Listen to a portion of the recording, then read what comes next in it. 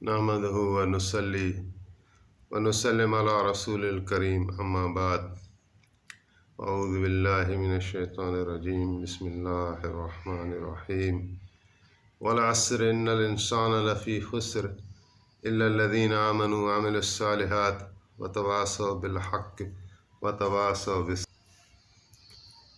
इस सूरत पे गुफ्तगू हो रही थी, तो इस पे 4 अनासर हैं जिस पर हमें बात करनी है कि अल्लाह सुब्हानहू व तआला ने फरमाया कि कसम है ज़माने की कि इंसान नुकसान में है, इल्ला लज़ीना आमनू, सवाए उनके जो ईमान लाए, एमाल सालिह करते रहे, ईमान लाए और अमल सालिह किया और हक़ की वसीयत की और सब्र की वसीयत की। ये जो 4 अनासर एक शख्स में, एक ईमान वाले में जमा होंगे तो वो नुकसान से बचेगा, नहीं तो वो इंसान नुकसान में जाएगा। यही मतन है, यही मतलब है इस सूरत मुबारका का। तो देखते हैं अभी इन अनासर को। फिर अल्लाह ताला ने अलग अलग भी बयान किया कि ईमान क्या है, अमाल सालेह क्या है और हक़ की वसीयत करना कैसे है और फिर सब्र करना कैसा है। तो इसको थोड़ा मुख्तसर बयान करेंगे। सबसे पहले है ईमान।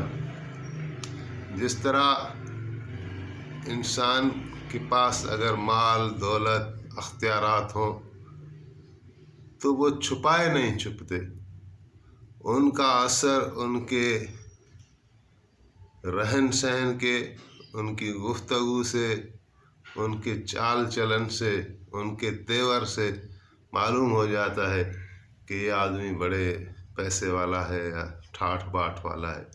तो इसी तरह ईमान एक कैफियत का नाम है।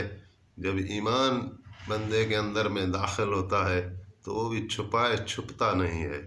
ईमान की एक अलग अपनी मस्ती है, एक अलग अपना चलन है, तो एक अलग एक यानी कैफ है। तो ये ईमान बहुत आला चीज़ है। अल्लाह ताला ने फरमाया कि ला इकराह फिद्दीन क़द तबय्यन रुश्द मिनल गय फमन यकफुर बित्ताग़ूत व युमिन बिल्लाहि फ़क़द इस्तमसक बिलउर्वतिल वुस्क़ा।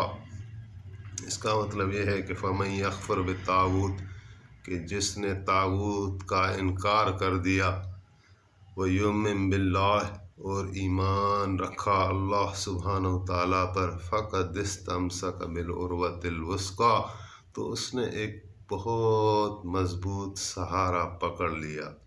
दुनिया के अंदर इंसान किसी चीज़ को सहारा बना लेता है, माल को सहारा बनाता है, औलाद को सहारा बनाता है, बड़े अपने ओहदे को, ज़मीन को, तिजारत को अपना सहारा बना लेता है, लेकिन वो सहारा एक दिन उससे टूट जाता है, वो सहारा एक दिन उससे बिछड़ जाता है।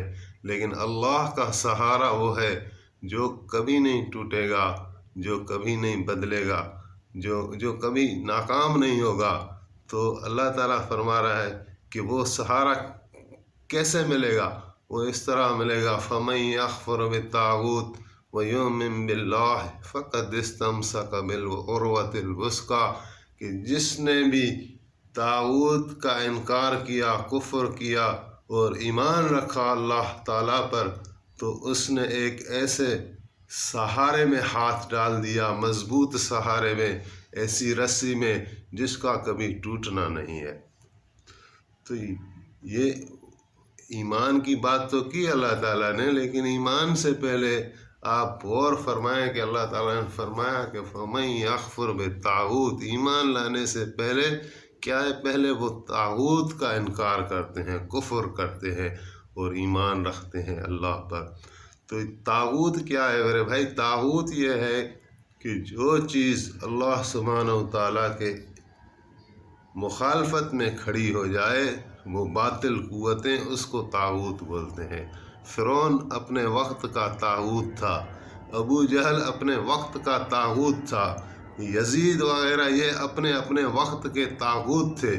اور جو حق پر مسلمان اور مومن جو کھڑے ہو گئے ان کے سامنے اور اپنی جانوں کا نذرانہ پیش کیا، ان سے ٹکرا گئے، پھر اللہ تعالیٰ نے یا تو ان کو فتح دی اور وہ ایمان والے کبھی غالب آئے، کبھی کفر والے، اور ایمان والوں نے اپنی جانوں کا نذرانہ پیش کیا، لیکن انہوں نے اللہ پر ایمان رکھا اور سامنے والی طاغوتی قوت کا انکار کر دیا۔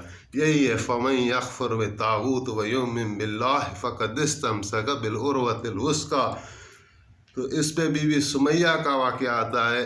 جناب نبی کریم صلی اللہ علیہ وآلہ وسلم نے جب ابتدائی طور پر یہ تحریک چلائی تو جو غریب لوگ تھے وہ ٹوٹ ٹوٹ کر اسلام میں داخل ہونے لگے۔ یہ بھی ایمان کی ایک خوبی ہے کہ یہ جو غربا لوگ ہوتے ہیں، غریب نادار قسم کے لوگ، مفلس قسم کے لوگ، ان کو پہلے ایمان نصیب ہوتا ہے۔ اور ویسے بھی یہ کافی فائدے میں ہوتے ہیں کہ نبی کریم صلی اللہ علیہ وآلہ وسلم دعا فرماتے تھے، یا اللہ مجھے مسکین کر کے زندہ رکھ، یا اللہ جب مجھے موت آئے تو مجھے مسکین بنا کر مجھے موت دے، اور یا اللہ مسکینوں کے ساتھ میرا حشر فرما دے۔ تو اس لحاظ سے غریب جو ہوتے ہیں وہ فائدے میں ہوتے ہیں، اور ایمان کی دولت بھی ان کو پہلے نصیب ہوتی ہے۔ تو ابتدائی والے دن تھے، حضرت عمار بن یاسر مشہور صحابی ہیں، ان کے جو پیرنٹس تھے، والد اور والدہ، وہ غریب لوگ تھے، اور قریش کے جو رئیس تھے ان پر بڑے ظلم کرتے تھے، حضرت یاسر پر۔ حضرت بی بی سمیہ ان کی اہلیہ تھی، ان پر ان کو رسوں میں باندھ کر انہیں تشدد کا نشانہ بناتے تھے۔ اور ایک مرتبہ جناب رسول کریم صلی اللہ علیہ وآلہ وسلم کا گزر ہوا تو آپ کی مبارک نظر جب ان پر پڑی تو ان پر تشدد ہو رہا تھا، بی بی سمیہ پر، حضرت یاسر پر۔ تو اللہ کے رسول صلی اللہ علیہ وآلہ وسلم دیکھ رہے تھے اور رو رہے تھے، آپ کی مبارک آنکھوں سے مبارک آنسو جاری ہو گئے، اور آپ نے پکار کر کہا، یا آل یاسر صبراً ان موعدکم الجنہ، اے یاسر اور یاسر کی اولاد، یاسر کے گھر والوں، آپ صبر کرو، آپ کے لیے جنت کا فیصلہ ہو چکا ہے۔ تو ایک مرتبہ ابو جہل جو ہے کوئی بت لے کر آیا بی بی سمیہ کے پاس اور کہا کہ یہ تمہارا خدا ہے، اس کو سجدہ کرو۔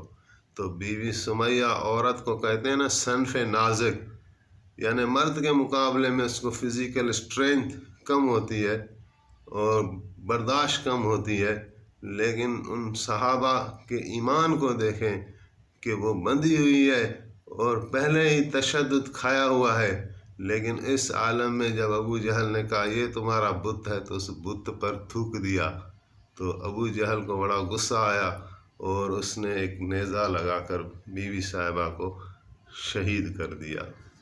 تو لیکن یہ اسلام کے پہلے شہید ہیں، حضرت یاسر اور ان کی بیوی، ان کی اہلیہ بی بی سمیہ، اور شہید ہو گئے، جام شہادت پیا، لیکن رسول اللہ نے پہلے ہی بشارت سنا دی کہ آپ کے لیے جنت کا فیصلہ ہو چکا ہے، اور قیامت تک ان کی مثالیں ہیں، ہمارے لیے مشعل راہ بنا دی گئی۔ اور پھر اس آیت کے وہ مصداق بنے کہ وَمَن يَكْفُرْ بِالطَّاغُوتِ وَيُؤْمِن بِاللَّهِ فَقَدِ اسْتَمْسَكَ بِالْعُرْوَةِ الْوُثْقَىٰ۔ حقیقت یہ ہے کہ ایمان کی چاشنی، ایمان کی لذت جب دل میں اتر جائے تو پھر تیر آئے، تلوار آئے، کچھ بھی آئے، وہ اس کو کھانے میں بھی اللہ تعالیٰ نے ایک لذت رکھی ہے، ایک انعام رکھا ہے، جس کو وہی محسوس کر سکتا ہے جو اس کیفیت سے گزرے۔ اور جو ہے جس طرح یعنی ایک کوئلہ ہوتا ہے، وہ جلتا ہے تو وہ اسی کو پتہ ہے کہ کیا اس میں کیفیت ہے، یا کوئی دودھ کا گلاس ہے یا کوئی ذائقہ ہے تو وہ وہی محسوس کر سکتا ہے جو اس کو پیے۔ تو ایمان میں بھی اللہ تعالیٰ نے لذت رکھی ہے کہ یہاں تک کہ آخری حدیث پڑھ کر ختم کرتے ہیں کہ جب جنت میں لوگ پہنچ جائیں گے تو ان کو کوئی کسی کو یہ حسرت نہ ہوگی کہ کوئی واپس جانا چاہے، لیکن ایک شخص ایسا ہوگا جس نے جام شہادت پیا ہوگا دنیا کے اندر، وہ تمنا کرے گا کہ یا اللہ تیری جنت میں بھی مزہ ہے ضرور، لیکن مجھے اگر واپس بھیج دو دنیا کے اندر تو میں چاہتا ہوں کہ میں تمہاری راہ میں دوبارہ قتل کیا جاؤں اور دوبارہ زندہ کیا جاؤں اور دوبارہ مارا جاؤں، پھر زندہ کیا جاؤں، کہ جو اس شہادت میں جام شہادت میں نوش کرنے میں جو لطف تھا وہ شاید جنت میں بھی نہیں ہے۔ تو دعا ہے اللہ تعالی ہمیں بھی کوئی ایسا ایمان نصیب کرے ان حضرات کے پاس تھا، ان کا کوئی حصہ ہمیں بھی نصیب ہو جائے جو ہمارے لیے دنیا اور آخرت بنا دے اور ہمیں اللہ کی رحمتوں میں ہمیشہ ہمیشہ کے لیے داخل کر دے۔ وآخر دعوانا ان الحمد للہ رب العالمین۔